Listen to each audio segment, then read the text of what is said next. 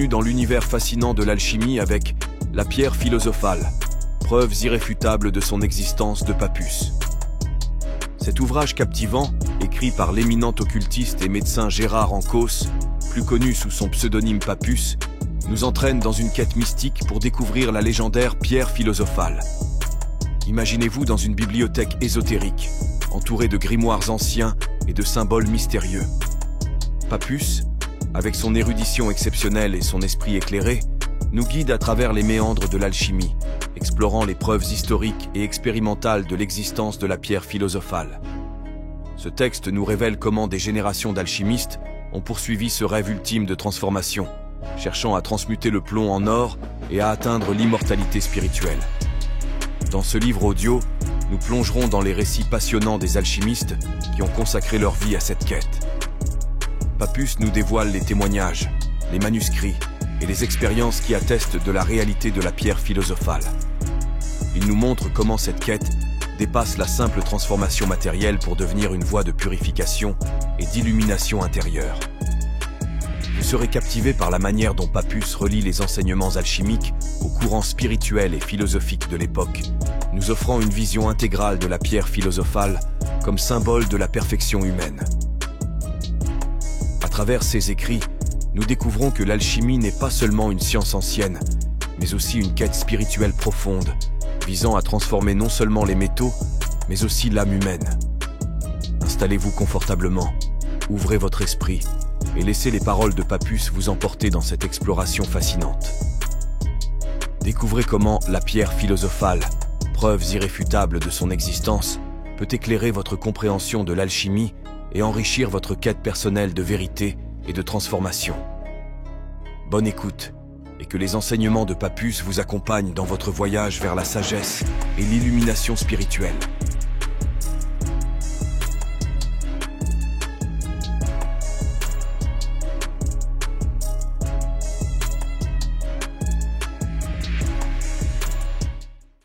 La pierre philosophale, preuves irréfutables de son existence. Chapitre 1. Avant-propos. Il faut une certaine audace pour traiter un pareil sujet à la fin du XIXe siècle. Nous sommes cependant convaincus d'avance que le lecteur nous pardonnera eu égard à notre sincérité. En effet, nous venons offrir au public non pas les conclusions d'un mystique enthousiasme non plus que les critiques partiales d'un esprit prévenu, mais bien le résultat d'un travail positif digne d'être pris en considération par tous les gens sérieux. Nous allons d'abord voir ce qu'il faut entendre par le mot de pierre philosophale, et pour cela nous aurons à résumer l'opinion des alchimistes les plus instruits. Quand nous saurons la signification scientifique de cette expression, il nous faudra voir si elle est, oui ou non, en contradiction avec les données de la chimie contemporaine. Éclairés sur ces deux points, nous aborderons l'histoire, cherchant avec la plus grande impartialité si la pierre philosophale a donné de son existence des preuves sérieuses et irréfutables, capables d'être facilement contrôlées par le lecteur. Ce sera là le point capital de notre travail, la raison d'être de toute notre étude. C'est alors que nous pourrons dire quelques mots de la grande famille alchimique, des doctrines de ses membres et des débris de leur science subsistant encore dans l'architecture de nos vieux monuments et les rites de certains hauts grades de la franc-maçonnerie. Enfin, une petite liste des livres les plus utiles aux débutants terminera nos recherches. Tel est le plan de notre travail. Nous espérons qu'il ne fera pas trop regretter au lecteur les quelques minutes que lui prendra sa lecture, et nous prions d'excuser d'avance les imperfections qui pourraient s'y trouver uniquement imputables à l'auteur de l'étude et non aux doctrines et aux maîtres étudiés. Chapitre 2. Qu'entend-on par pierre philosophale? Cette question, si simple au premier aspect, est cependant assez difficile à résoudre. Ouvrons les dictionnaires sérieux, parcourons les graves compilations des rares savants qui ont daigné traiter ce sujet. La conclusion est assez facile à poser. Pierre philosophale, transmutation des métaux, égale ignorance, fourberie, folie. Si pourtant nous réfléchissons qu'en somme, pour parler drap, mieux vaut aller au drapier qu'au docteur et lettres, l'idée nous viendra peut-être de voir ce que pensent les alchimistes de la question. Or, au milieu des obscurités voulues et des symboles nombreux qui remplissent leurs traités, il est un point sur lequel ils sont tous d'accord, c'est la définition et les qualités de la pierre philosophale. La pierre philosophale parfaite est une poudre rouge qui a la propriété de transformer toutes les impuretés de la nature. On croit généralement qu'elle ne peut servir, d'après les alchimistes, qu'à changer du plomb ou du mercure en or. C'est une erreur. La théorie alchimique dérive de sources bien trop spéculatives pour localiser ainsi cet effet. L'évolution étant une des grandes lois de la nature, ainsi que l'enseignait il y a plusieurs siècles l'hermétisme, la pierre philosophale fait évoluer rapidement ce que les formes naturelles mettent de longues années à produire. Voilà pourquoi elle agit, disent les adeptes, sur les règnes végétal et animal, aussi bien que sur le règne minéral, et peut s'appeler médecine des trois règnes. Physiquement, ce serait une poudre rouge assez semblable comme consistance au chlorure d'or et de l'odeur du sel marin calciné. Tout à l'heure, du reste, nous aurons l'occasion de revenir sur ce sujet. Comme c'est à la transformation des métaux vils, plomb et mercure, en or que doit le plus souvent servir cette pierre, voyons en quoi consiste cette opération. Chimiquement, c'est une simple augmentation de densité si l'on admet l'unité de la matière, idée fort en honneur parmi les philosophes chimistes contemporains. En effet, le problème à résoudre consiste à transformer un corps de la densité de 13,6 comme le mercure, en un corps de la densité de 19,5 comme l'or. Cette hypothèse de la transmutation est-elle en désaccord avec les plus récentes données de la chimie? C'est ce que nous allons voir. Chapitre 3. La chimie actuelle. Permet-elle de nier l'existence de la pierre philosophale? Deux chimistes contemporains ont poussé leurs investigations dans l'obscur domaine de l'alchimie. Ce sont M. Louis Figuier, vers 1853, qui publiait L'Alchimie et les alchimistes, livre dont nous aurons tout à l'heure l'occasion de parler, et M. le professeur Marcellin Berthelot, membre de l'Institut, qui fit paraître, en 1885, Les origines de l'alchimie. Ces deux savants officiels, le dernier surtout, fait autorité en la matière, et leur opinion mérite d'être écoutée par toutes les personnes sérieuses. Tous deux, ils considèrent l'alchimie et son but comme de beaux rêves dignes des temps passés. Tous deux, ils nient formellement l'existence de la pierre philosophale, quoique Figuier prouve à son insu cette existence. Et cependant, ils déclarent que scientifiquement la chose ne peut pas être niée a priori. Ainsi Figuier dit « Dans l'état présent de nos connaissances, on ne peut prouver d'une manière absolument rigoureuse que la transmutation des métaux soit impossible. Quelques circonstances s'opposent à ce que l'opinion alchimique soit rejetée comme une absurdité en contradiction avec les faits. » Marcellin Berthelot, dans plusieurs passages de son livre, montre que loin d'être opposée à la chimie contemporaine, la théorie alchimique tend au contraire à remplacer aujourd'hui les données primitives de la philosophie chimique. Voici quelques extraits à l'appui. À travers les explications mystiques et les symboles dont s'enveloppent les alchimistes, nous pouvons entrevoir les théories essentielles de leur philosophie, lesquelles se réduisent en somme à un petit nombre d'idées claires, plausibles, et dont certaines offrent une analogie étrange avec les conceptions de notre temps. Pourquoi ne pourrions-nous pas former le soufre avec l'oxygène, former le sélénium et le tellure avec le soufre, par des procédés de condensation convenables? Pourquoi le tellure, le sélénium ne pourrait-il pas être changé inversement en soufre, et celui-ci à son tour métamorphosé en oxygène? Rien en effet ne s'y oppose a priori. Assurément, je le répète, nul ne peut affirmer que la fabrication des corps réputés simples soit impossible a priori. Tout cela montre assez que la pierre philosophale n'est pas fatalement impossible, même de l'avis des savants contemporains. C'est maintenant qu'il nous faut chercher si nous avons des preuves positives de son existence. Chapitre 4. Preuve de l'existence de la pierre philosophale. Discussion de leur validité. Nous affirmons que la pierre philosophale a donné de son existence des preuves irréfutables, et nous allons exposer les faits sur lesquels se basent nos convictions. Nous avons dit les faits, car on ne peut considérer comme absolument sérieuses les démonstrations tirées des raisonnements plus ou moins solides. C'est dans le domaine de l'histoire que les affirmations sont toujours faciles à contrôler à toute époque, et par là même vraiment irréfutables. Nous allons donc exposer les arguments invoqués par les adversaires de l'alchimie contre la transmutation, et ce sont des faits qui, seuls, pourront victorieusement réfuter chacune de cette objection. C'est Geoffroy l'Aîné qui s'est chargé en 1722 de faire le procès des alchimistes devant l'Académie. Si l'on en croit son mémoire, les nombreuses histoires de transmutation sur lesquelles les adeptes basent leur foi sont facilement explicables par la supercherie. Des philosophes incontestés tels que Paracelse ou Raymond Lull laissaient là pour un moment les spéculations abstraites pour faire quelques tours adroits d'escamotage devant de bons naïfs ébahis. Cependant, analysons les moyens de tromper dont ils disposaient et cherchons à déterminer des conditions expérimentales mettant à néant cet argument. Les alchimistes se servent pour tromper les assistants de, premièrement, creuset à double fond, deuxièmement, charbon ou baguette creux et rempli de poudre d'or. Troisièmement, réactions chimiques inconnues alors et parfaitement connues aujourd'hui. Pour qu'une de ces conditions se réalise, il faut nécessairement que l'alchimiste soit présent à l'opération ou ait touché auparavant aux instruments employés. Donc, dans la détermination expérimentale d'une transmutation, l'absence de l'alchimiste sera la première et la plus indispensable des conditions. Il faudra de plus qu'il n'ait eu en main aucun des objets qui serviront à cette transmutation. Enfin, pour répondre au dernier argument, il est indispensable que les données de la chimie contemporaine soient impuissantes à expliquer normalement le résultat obtenu. Pour que notre travail trouve encore une base d'évidence plus solide, il faut mettre le lecteur à même de contrôler facilement toutes nos affirmations. C'est pourquoi nous tirerons nos arguments d'un seul ouvrage, facile à trouver. L'alchimie et les alchimistes, de Louis Figuier. Rappelons, avant de passer outre, les plus essentielles conditions. Premièrement, absence de l'alchimiste. Deuxièmement, qu'il n'ait touché à rien de ce qui sert à l'opérateur.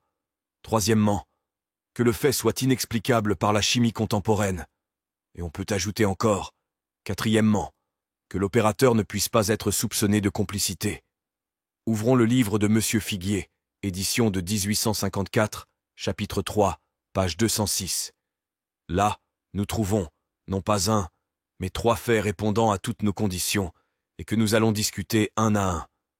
Non seulement l'opérateur n'est pas alchimiste, mais c'est un savant considéré, un ennemi déclaré de l'alchimie, ce qui répond encore avec plus de force à notre 4e condition. Parlons d'abord d'Helvétius et de sa transmutation. Nous citons textuellement Figuier. Jean-Frédéric Schweitzer, connu sous le nom latin d'Helvétius, était un des adversaires les plus décidés de l'alchimie. Il s'était même rendu célèbre par un écrit contre la poudre sympathique du chevalier Digby. Le 27 décembre 1666, il reçut à La Haye la visite d'un étranger vêtu, dit-il, comme un bourgeois du nord de la Hollande, et qui refusait obstinément de faire connaître son nom. Cet étranger annonça à Helvétius que sur le bruit de sa dispute avec le chevalier Digby, il était accouru pour lui porter les preuves matérielles de l'existence de la pierre philosophale. Dans une longue conversation, l'adepte défendit les principes hermétiques, et pour lever les doutes de son adversaire, il lui montra dans une petite boîte d'ivoire la pierre philosophale. C'était une poudre d'une métalline couleur de soufre. En vain Helvétius conjura-t-il l'inconnu de lui démontrer par le feu les vertus de sa poudre, l'alchimiste résista à toutes les instances et se retira en promettant de revenir dans 3 semaines. Tout en causant avec cet homme et en examinant la pierre philosophale, Helvétius avait eu l'adresse d'en détacher quelques parcelles et de les tenir cachées sous son ongle. À peine fut-il seul qu'il s'empressa d'en essayer les vertus. Il mit du plomb en fusion dans un creuset et fit la projection. Mais tout se dissipa en fumée. Il ne resta dans le creuset qu'un peu de plomb et de terre vitrifiée. Jugeant dès lors cet homme comme un imposteur, Helvétius avait à peu près oublié l'aventure lorsque, 3 semaines après et au jour marqué, l'étranger reparut.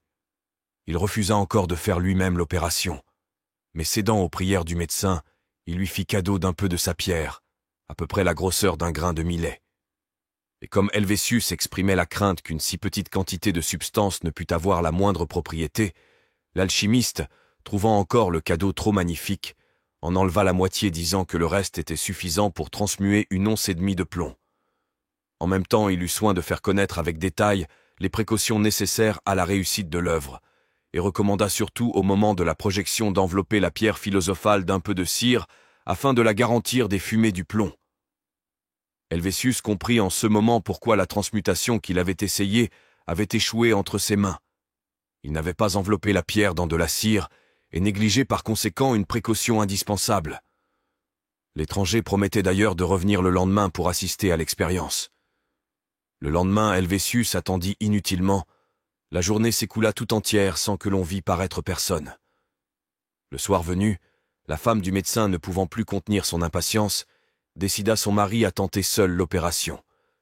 L'essai fut exécuté par Helvétius, en présence de sa femme et de son fils.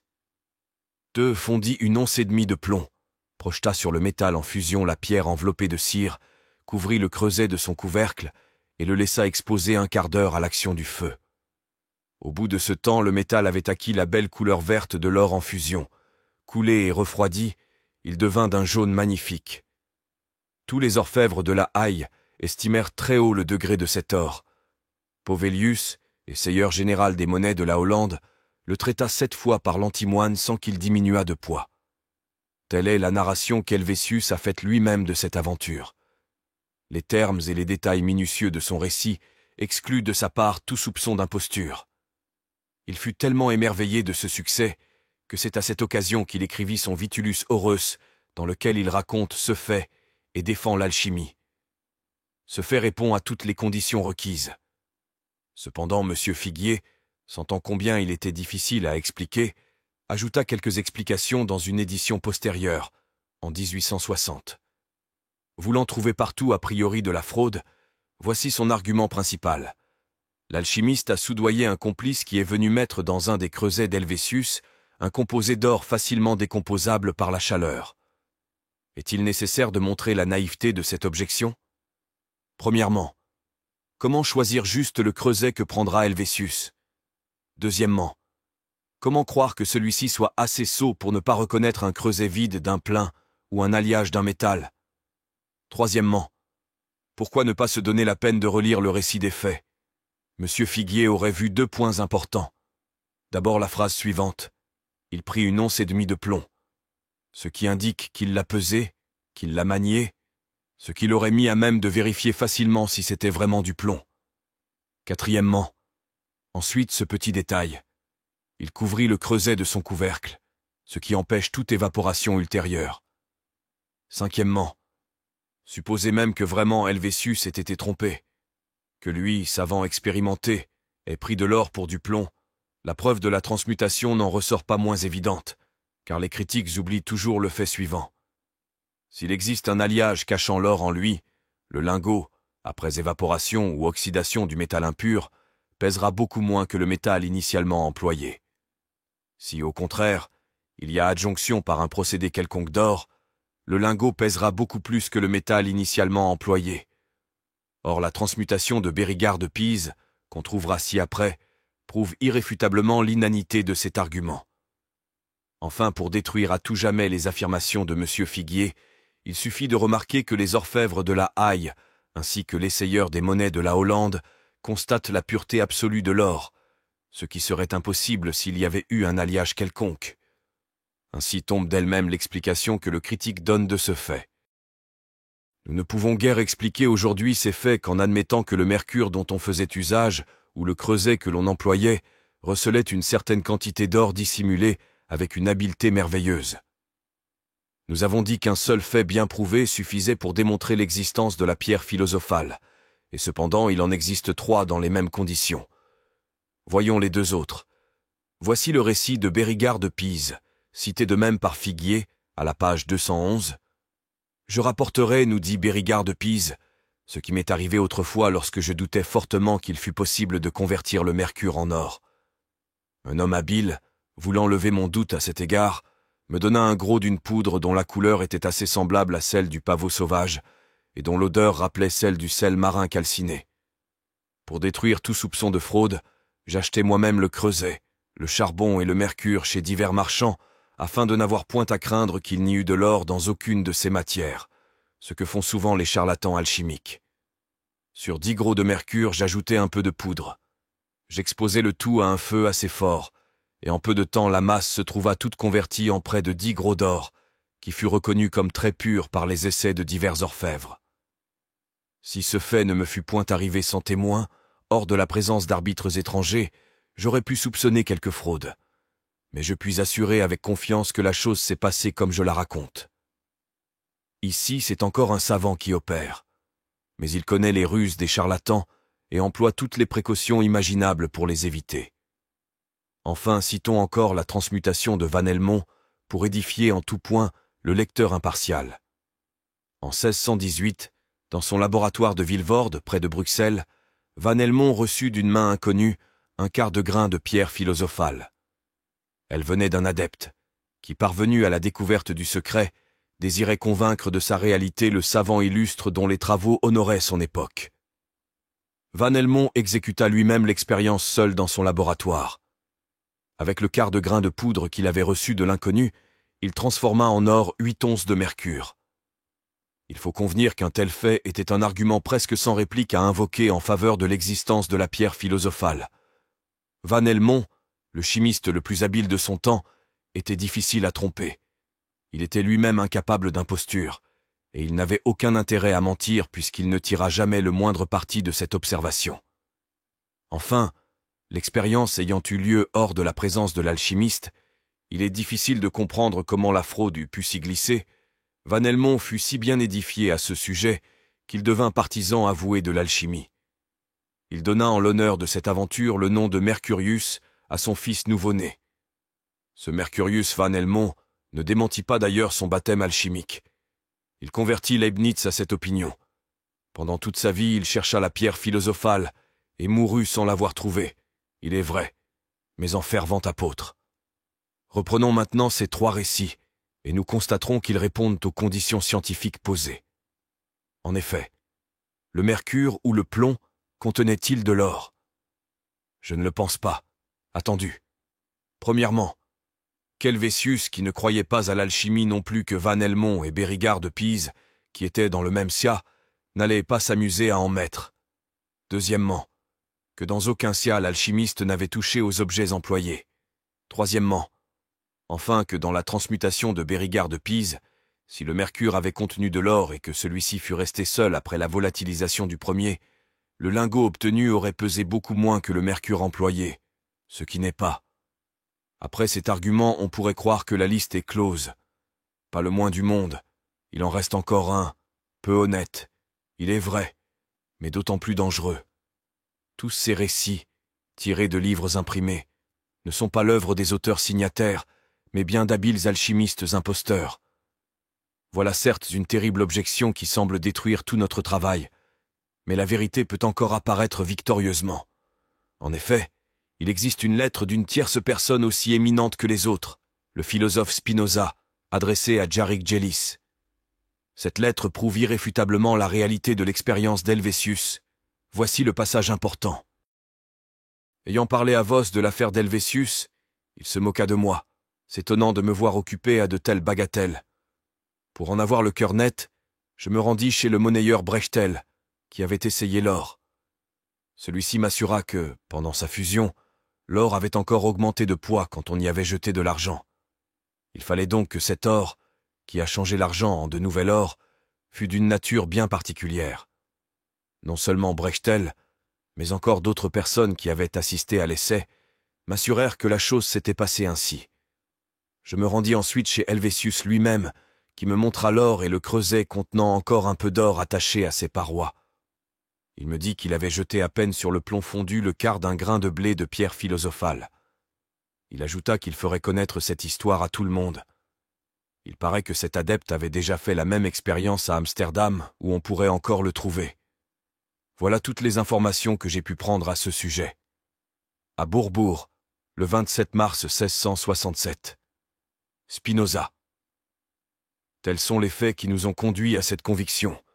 La pierre philosophale a donné de son existence des preuves irréfutables, à moins de nier à jamais le témoignage des textes, de Delaware l'histoire et des hommes. Chapitre 5. L'alchimiste. Nous avons beaucoup parlé de la pierre philosophale. Disons maintenant quelques mots de son heureux possesseur, l'alchimiste. On se figure généralement cet homme vivant dans une recherche perpétuelle de l'impossible, au milieu des fourneaux ardents, des crocodiles empaillés, des hiboux sinistres et des chats ensorcelés.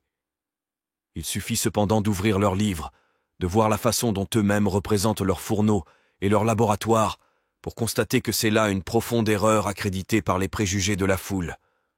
Le véritable alchimiste est un philosophe assez instruit pour traverser sans s'émouvoir les époques les plus troublées et les plus difficiles.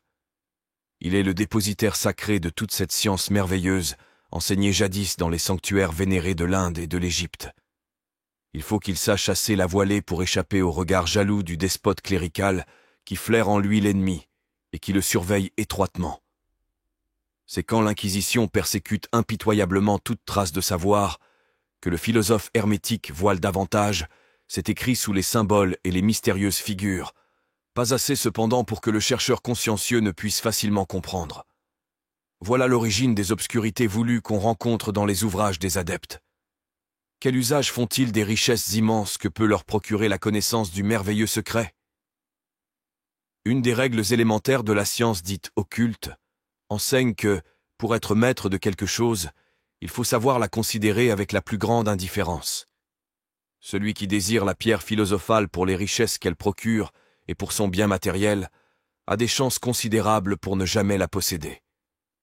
Aussi la tradition ésotérique nous représente-t-elle l'alchimiste simplement vêtu et toujours en voyage, faisant l'aumône aux mendiants et aux rois, et par là se montrant supérieur à ces derniers.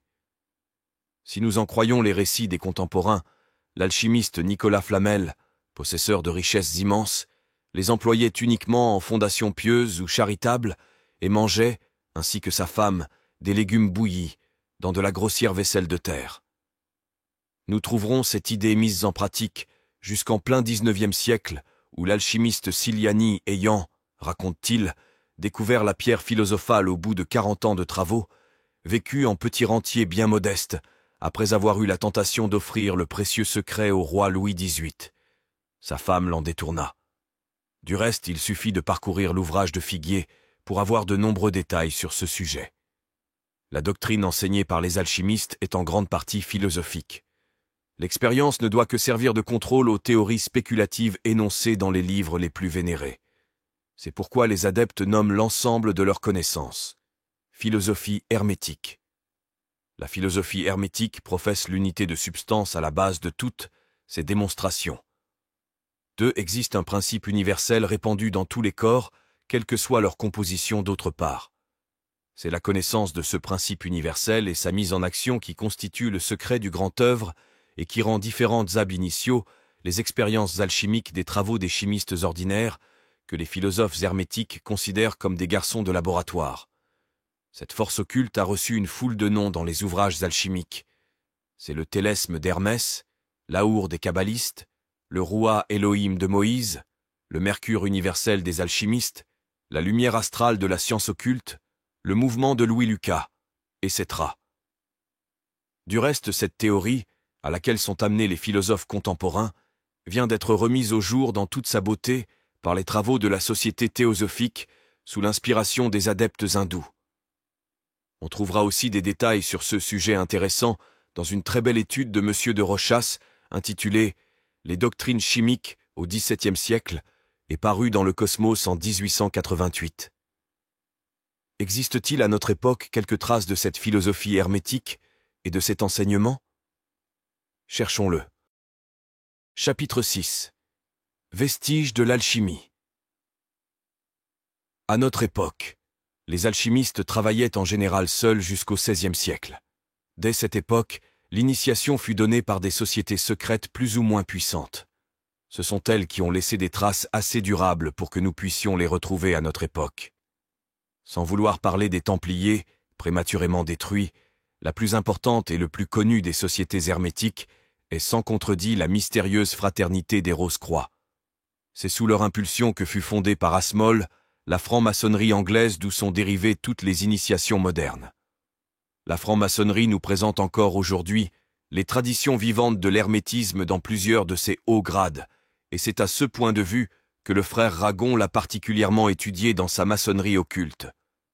Ainsi, la parole perdue et retrouvée du 18e degré de l'écosysme Promem, N, R, I, s'explique ésotériquement par un aphorisme alchimique. Igne natura renovatur integra. La nature se renouvelle dans son intégrité par le feu. Ce feu n'est pas le feu vulgaire. C'est la force universelle dont nous avons parlé tout à l'heure, représentée aussi par le jet du centre de l'étoile flamboyante. Le 22e grade, Royal H, et le 28e degré, Prince adepte, sont aussi remplis de traditions réelles de la science hermétique. Outre ces traditions, conservées à l'insu de ceux qui les possèdent, plusieurs monuments de Paris sont encore des preuves positives des enseignements de la philosophie hermétique. Citons en première ligne à ce point de vue la tour Saint-Jacques, puis les vitraux de la Sainte-Chapelle. Enfin le portail de Notre-Dame de Paris. Enfin, le XIXe siècle a vu naître plusieurs alchimistes convaincus. Citons d'abord Siliani, auteur d'Hermès dévoilé, dans lequel il affirme avoir découvert la pierre philosophale et donne en style alchimique le moyen de la fabriquer. Il est curieux de voir ce style symbolique employé même de nos jours. Après lui, nous devons citer Théodore Tifferot, ancien préparateur de chimie à l'école de Nantes, auteur d'un mémoire adressé à l'Académie, intitulé « Les métaux ne sont pas des corps simples ». Puis vient le moins sérieux de tous, Cambriel, auteur d'un mauvais traité portant le titre de l'alchimie en 19 leçons. Tels sont les représentants de l'alchimie à notre époque. En existe-t-il d'autres en Occident? Existe-t-il des sociétés d'hermétisme? C'est ce que nous ne pouvons pas dire. Notre monographie ne serait pas complète si nous terminions sans indiquer tout au moins les livres les plus utiles à ceux qui voudraient pousser plus loin ces curieuses études. C'est ce que nous allons tenter de faire. Chapitre 7. Comment on peut étudier l'alchimie? Le premier livre que nous conseillons de lire en entier, c'est celui de Louis Figuier intitulé « L'alchimie et les alchimistes ». Quoique l'auteur se pose en adversaire décidé de la philosophie hermétique, son livre est très bien fait en somme, et, sauf quelques erreurs de détail, mérite la peine d'être pris en sérieuse considération. La partie historique est surtout remarquable, et sa lecture conduit fatalement à démontrer avec évidence l'existence de la pierre philosophale. C'est donc surtout pour la partie historique que l'ouvrage de Louis Figuier doit être étudié. Pour la partie théorique et le symbolisme alchimique, on trouvera d'assez longs détails dans le traité élémentaire de sciences occultes à l'article Alchimie. C'est alors qu'on pourra lire l'œuvre d'un véritable alchimiste et prendre connaissance de ce style bizarre et figuré. Nous conseillons vivement de prendre à ce point de vue l'ouvrage de Siliani cité dans le chapitre précédent. On verra que même au XIXe siècle, la langue symbolique est encore en usage malgré la chimie contemporaine. On pourra aussi se rendre compte, par le récit des 40 années de souffrance et de recherche de l'alchimiste, de la difficulté de l'œuvre entreprise. On trouvera ce volume, devenu très rare, à la Bibliothèque nationale, lettre R. Enfin, l'instruction élémentaire sera tout à fait complète si l'on veut lire l'histoire de la philosophie hermétique de Lenglet du Fresnoy et les auteurs reproduits dans les 2 volumes de la Bibliothèque des philosophes chimiques de Salmon. Comme il existe plus de 3000 volumes sur l'alchimie, nous croyons devoir nous borner à donner les plus importants. Ceux qui voudraient devenir des alchimistes pratiquants, ceux dont je les plains fort, devront prendre connaissance de tous les maîtres, surtout des œuvres de Guébert, Raymond Lulle, Basile Valentin, Paracelse et Van Helmont. Conclusion. Parvenus au bout de notre travail, nous espérons avoir atteint le but poursuivi. Démontrer que la pierre philosophale n'est pas seulement possible, mais qu'elle a existé et a donné de son existence des preuves irréfutables. Nous prions les gens sérieux, qui ne sont animés d'aucun parti pris ni d'aucune idée préconçue, de bien considérer nos assertions, de vérifier leur authenticité dans les livres originaux, ce qui est facile à la Bibliothèque nationale, et de voir si ce sont là des preuves irréfutables ou bien de simples conjectures dénuées de tout fondement stable. L'amour de la vérité nous a seuls conduits à défendre les alchimistes, ces modestes philosophes trop peu connus et trop calomniés. Puissions-nous inciter quelques chercheurs plus instruits que nous-mêmes à développer et à étendre ce genre tout particulier d'études. Du reste, nous assistons à une véritable renaissance de l'Antiquité.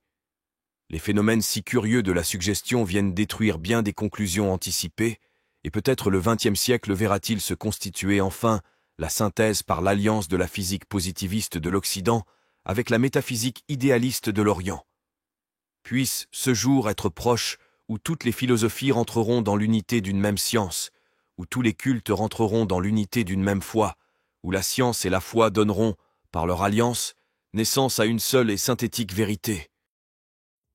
Nous venons de parcourir les pages fascinantes de la pierre philosophale.